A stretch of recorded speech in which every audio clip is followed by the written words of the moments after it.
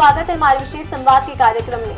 आज हम बात करेंगे प्रधानमंत्री जनजातीय उन्नत ग्राम अभियान के बारे में। हाल ही में वित्त मंत्री निर्मला सीतारमण ने आदिवासी समुदायों की स्थिति में सुधार के लिए प्रधानमंत्री जनजातीय उन्नत ग्राम अभियान की घोषणा की है। इस योजना का उद्देश्य 63,000 गाँवों को कवर करना और 5 करोड़ आदिवासियों को लाभ देना है। यह योजना केंद्र सरकार द्वारा आदिवासी कल्याण के लिए 1 साल के भीतर घोषित की गई दूसरी नई योजना है। पिछले साल नवंबर में सरकार ने विशेष रूप से कमजोर आदिवासी समूहों की सामाजिक आर्थिक स्थिति में सुधार के लिए 22,104 करोड़ के कुल लागत के साथ प्रधानमंत्री जनजातीय न्याय महाअभियान योजना शुरू की थी। विशेष रूप से कमजोर जनजातीय समूह सरकार के मानदंडों के अनुसार विशेष रूप से कमजोर जनजातीय समूहों को पूर्व कृषि स्तर की तकनीक, कम साक्षरता, आर्थिक पिछड़ापन और घटती अस्थिर आबादी द्वारा चिन्हित किया जाता है। पीएम जनजातीय न्याय महाअभियान में घरों का प्रावधान, सड़क संपर्क, दूर संचार में सुधार, पीने के जल का प्रावधान, छात्रावासों का निर्माण, स्वास्थ्य और बिजली के बुनियादी ढांचे का निर्माण शामिल है। पीएम जनजातीय न्याय महाअभियान यह पहल 18 राज्यों और केंद्र शासित प्रदेशों के 220 जिलों के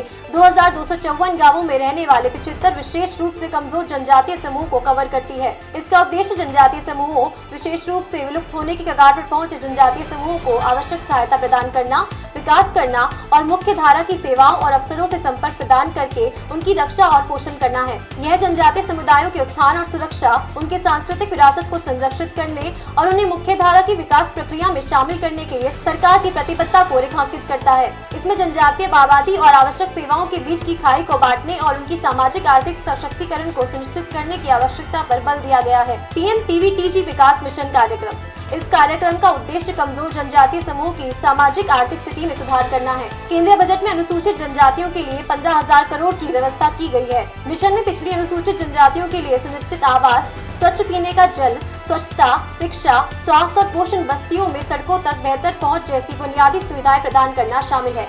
आज के लिए बस इतना ही। बने रहिए एवरीडे इंडिया न्यूज के साथ। धन्यवाद।